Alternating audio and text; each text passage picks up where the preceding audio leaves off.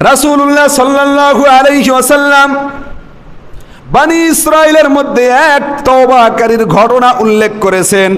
একবার নয়, দুইবার নয়, 7 বার আল্লাহ রাব্বুল আলামিনের রাসূল সাহাবীদের সামনে এই ঘটনাটা 7 বার উল্লেখ করেছেন। কয়বার? আরো জোরে বলেন, কয়বার? আল্লাহ তাআলার কাছে এই ব্যক্তির তওবাটা এত কবুল যদি না হইতো, আমার আপনার নবী সরদারে দু আলম রহমাতের নবী কিন্তু একবার, দুইবার, 7 বার বলতেন না। বনি ইসরাইলের মধ্যে কিফিল নামক এক ব্যক্তি ছিল, নাম তার ছিল কিফিল, কাফ ফালাম। কি নাম? আরো যারা বলেন, কি নাম? বনি ইসরাইলের ওই ব্যক্তির নাম ছিল কিফিল। কানা কিফলুন ফিন বনি ইসরাইল, বনি ইসরাইলের মধ্যে কিফিল নামের এক ব্যক্তি ছিল। এমন কোন অন্যায় নাই, এমন কোন অবিচার নাই, এমন কোন গুনাহের কাজ নাই যেই গুনাহের কাজটা ওই কিফিল না করেছে। সকল ধরনের অন্যায়, অবিচার, জুলুম, সুদ, ঘুষ, জেনা, ব্যভিচার, একেবারে গুনাহ করতে করতে করতে করতে পুরা বনি ইসরাইলের মধ্যে ওই ব্যক্তি গুনাহগার হিসেবে, ব্ল্যাক সাইন হিসেবে, কালো চিহ্নিত হিসেবে একেবারে কালো হয়ে গেছিল। সকলের কাছে মার্কা মারা, বাংলায় বলে কি বলেন, একেবারে দাগি আসামি, নাম্বার 1 আসামি। একটা গুনাহ তার বাদ নাই, এমন কোন অন্যায় অবিচার নাই ওই কিফিল করে নাই। ঘটনাক্রমে বনি ইসরাইলের মধ্যে হঠাৎ করে একদিন প্রচন্ড কহাত ছালি আসলো, অভাব অনটন আসলো। এমন সময় এক ব্যক্তি, এক মহিলা খুব অভাব অনটনে পড়ে যাওয়ার কারণে কিফিলের কাছে গিয়েছিল। কোথায় গিয়েছিল বলেন?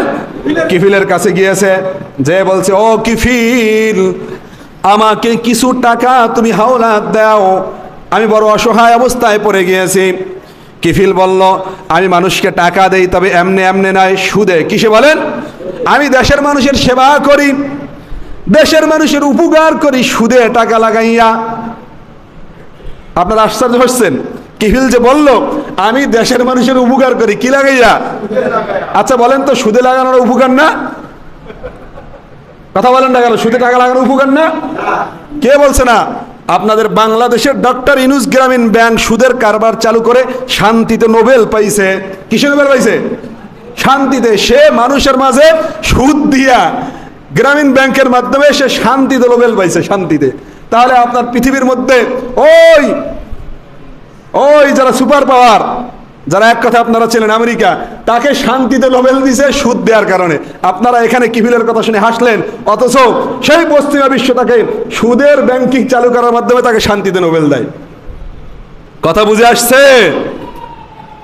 আর এই সুদগুলো আপনারা আমাকে দেবে না, দেবে কাকে? আমাদের ঘরের মহিলাকে। কাকে বলেন? ঘরের মহিলাকেও জানে যদি মহিলাকে দেই, বাড়ি পুরুষ না থাকলেও বাড়িতে গেলে মহিলার পাওয়া যাবে। আর মহিলারা যখন বেশি জ্বালাতন করবো, বারবার চাবো, তখন সে অ্যাটাক করে পুরুষকে। আর পুরুষকে অ্যাটাক করলেই গ্যাঞ্জাম বাজবে, ঝঞ্ঝাট বাজবে, ঝামেলা হবে, অল্প দিনের মধ্যেই সংসারে বিচ্ছেদ হবে। ঠিক কিনা বলেন? এই জন্য কিফিল বলতেছে, আমি কাউকে এমনি এমনি সাহায্য করি না, আমি টাকাটা সুদে লাগাই, সুদে লাগাই। ওই মহিলা বলল, ও কিফিল, আমার কাছে আমার যদি সুদে টাকা নেওয়ার সামর্থ্য হইতো, সামর্থ্যবান আমি হইতাম, আমার যদি সামর্থ্য থাকতো, তাহলে আমি তো টাকা সুদে লাগাইতাম না। আমি তো তোমার কাছে অনুদান নিতে আসছি, তোমার সহানুভূতি নিতে আসছি। এবার কিফিল বলল, না না, আমার দ্বারা সম্ভব নয় তোমাকে সাহায্য করা, তবে এখন কি করা যায়? এবার কিফিল তো এমনি থেকে আগে থেকে গুনাহগার, কালো তালিকার মানুষ, মহিলার দিকে তাকাই বলল, তবে আমি তোমাকে একটা কারণে সাহায্য করতে পারি, সেটা হলো তুমি বড় সুন্দরী রমণী, তুমি যদি আমার প্রস্তাবে রাজি হয়ে যাও, আমি তোমাকে এমনি এমনি টাকা দিতে পারি। প্রস্তাব বলতে কি বুঝছেন তো? যদি আমার সাথে তুমি জেনায় লিপ্ত হইতে পারো, তাহলে আমি তোমাকে টাকা দিতে পারি। বিসিত্তিনা দিনারন, 60 টাকার পরিবর্তে কয় টাকা? হাদিসের মধ্যে আসছে 60 টাকা দিয়েছে। মহিলা অসহায় অবস্থায়, বরং করুণ অবস্থায়, করুণ পরিস্থিতি হওয়ার কারণে কিফিলের প্রস্তাবে রাজি হয়ে গেল, টাকা নিয়ে চলে গেল। দিন তারিখ ঠিক হয়ে গেছে। কোন সময় কখন ওই পুরুষের সাথে মিলিত হবে, দিন তারিখ ঠিক, টাকা নিয়ে চলে গেল। এবার দিন তারিখ হয়ে গেল, ওই দিনে ওই তারিখ মতো মহিলা কিফিলের ঘরে হাজির। মহিলা কোথায় বলেন? কিফিলের ঘরে হাজির। এবার কিফিল ওই মহিলার সাথে পাপের কাজের জন্যে, পাপের কাজে লিপ্ত হওয়ার জন্যে, কারেন্ট দেখো তোর টাকা বাকি হয়ে গেছে, ওর সবাই তো টাকা পয়সা দিয়ে 37,000 টাকা মানে কারেন্ট। এবার কিফিল অন্যায় লিপ্ত হওয়ার জন্যে, আল্লাহর নাফরমানিতে লিপ্ত হওয়ার জন্যে, জেনার কাজের মধ্যে লিপ্ত হওয়ার জন্যে রেডি। কিফিল মেয়েটার সামনে গিয়ে যখন গায়ে হাত দিল, তখন মেয়ে দেখতেছে মেয়েটা থরথর থরথর থরথর করে কাঁপতেছে। এবার কিফিল বলল, ও সুন্দরী রমণী, ও মহিলা, আমি তো তোমাকে অন্যায় করার জন্য জোর জবরদস্তি করি নাই। তুমি স্ব ইচ্ছায়, নিজ ইচ্ছায় আমার থেকে টাকা নিয়ে আমার সাথে এই কাজের জন্য লিপ্ত হওয়ার জন্য তুমি নিজে রাজি হইছ। আমি তো তোমাকে জোর করি নাই। তুমি নিজে রাজি হয়ে এখন কেন কান্না করতেছ? আবার কেন তুমি কাঁপতেছ?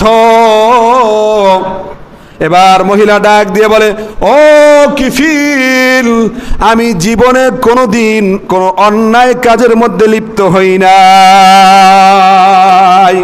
আজকে বড় অসহায় হয়ে না পেরে তোমার প্রস্তাবে, অভাবগ্রস্ত হয়ে তোমার প্রস্তাবে রাজি হয়েছি।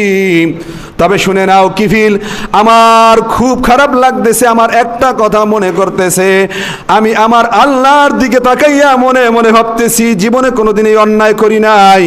কিয়ামতের ময়দানে যদি আমি আল্লাহর সামনে দাঁড়াই, আমি আল্লাহর কাছে কি জবাব দিব?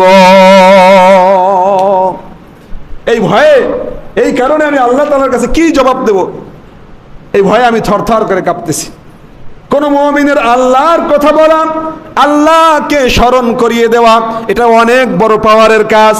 যখন বলেছে আমি একবারও জীবনে অন্যায় কাজ করি নাই, এটাই আমার জীবনের প্রথম অন্যায়। এবার কিফিল মনে মনে ভাবতেছে, যেই লোকটা জীবনে কোনোদিন অন্যায় করে নাই, একটা অন্যায় করার কারণে তার অন্তর থরথর করে কাঁপতেছে, আর আমি কিফিল শত শত শত শত অন্যায় করার পরেও আমার অন্তর কিন্তু কাঁপে না। তাহলে আমি কিফিল কত বড় নাফরমান। এই কথা মনে মনে কিফিল ভাবার পরে ওই মহিলাকে বলতেছে, যাও যাও, আমি তোমাকে ছেড়ে দিলাম, আমি আর কোনোদিন জীবনে আর কোনোদিন অন্যায় করব না। আজকেই আল্লাহ তাআলার কাছে খালেস দিলে তওবা করলাম। জোরে বলেন আলহামদুলিল্লাহ। আমি কিফিল আজকে আল্লাহ তাআলার কাছে খালেস দিলে তওবা করলাম, আমি আর কোনোদিন জীবনে আর কোনোদিন অন্যায় অবিচার করব না, আমি আল্লাহ তাআলার কাছে মাপ চাইলাম। এরকম কিফিল খালেস দিলে তওবা করার পরে ওই রাত্রে এসে ঘরের মধ্যে যখন ঘুমাইল, সকালবেলা তার মা ঘরের দরজার উপরে নক করতেছে, খটখট করে শব্দ করতেছে, আওয়াজ দিতেছে আর ডাক দিতেছে, ও কিফিল, সকাল হয়েছে, বাহিরে বের হও। কোনো সাড়া নাই, কোনো শব্দ নাই। এলাকার লোক সকলকে একত্রিত করে দরজা ভেঙে ঘরের মধ্যে ঢুকেছে, গিয়ে দেখে দুনিয়ায় আর কিফিল নাই, দুনিয়া থেকে চিরবিদায় হয়ে গেছে। সম্মানিত হাজিরিন, কিফিল আল্লাহ রাব্বুল আলামিনের কাছে এমন তওবা করেছে। কি রকম তওবা করেছে দেখেন। কিফিলের লাশটা বাইরে বের করেছে, আর যখন বাইরে বের করলো কিফিলের লাশ, সকল ব্যক্তি কিফিলের দরওয়াজার চৌকাঠের উপরে তাকায়া দেখে আল্লাহ রাব্বুল আলামিন কিফিলের দরজায় লিখে দিয়েছে, গফারাল্লাহুল কিফলা, আমি আল্লাহ কিফিলের জীবনের সকল গুনাহগুলোকে তওবা করার মাধ্যমে মাফ করে দিয়েছি। সাধারণ কথা, কিফিলের ঘরের দরজায় আল্লাহ রাব্বুল আলামিন ফেরেশতা দিয়ে নিজে লিখে দিয়েছে, আমার কিফিল সারা জীবন অন্যায় করার পরেও, অবিচার করার পরেও আমার কাছে খালেস দিলে তওবা করার কারণে, আমার কাছে অনুশোচিত হওয়ার কারণে, আমি আল্লাহকে ডাক দেওয়ার কারণে, আমি আল্লাহ তাআলার কাছে তওবা করার কারণে আমি আল্লাহ তার জীবনের সকল গুনাহগুলোকে মাফ করে দিলাম। আর এই কথাটা আমি ফেরেশতার মাধ্যমে কিফিলের দরজায় লিখে দিলাম। জোরে বলেন সুবহানাল্লাহ।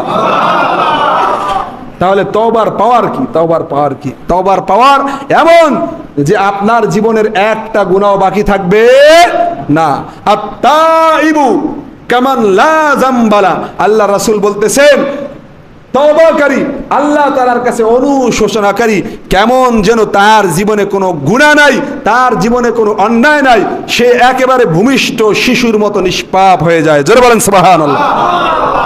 এই জন্যে আল্লাহ তাআলার কাছে আমাদেরকে অনুশোচিত হইতে হবে, তওবা করতে হবে, আল্লাহ তাআলার কাছে নিজের গুনাহ থেকে ক্ষমা চাইতে হবে। আল্লাহ আমাদেরকে বেশি বেশি তওবা করার তৌফিক দান করুক। জোরে বলেন আমিন। আমাদেরকে আল্লাহ রাব্বুল আলামিনকে নির্জনে একাগ্র চিত্রে নিবৃত্তে ডাকার তৌফিক দান করুক। জোরে বলেন আমিন।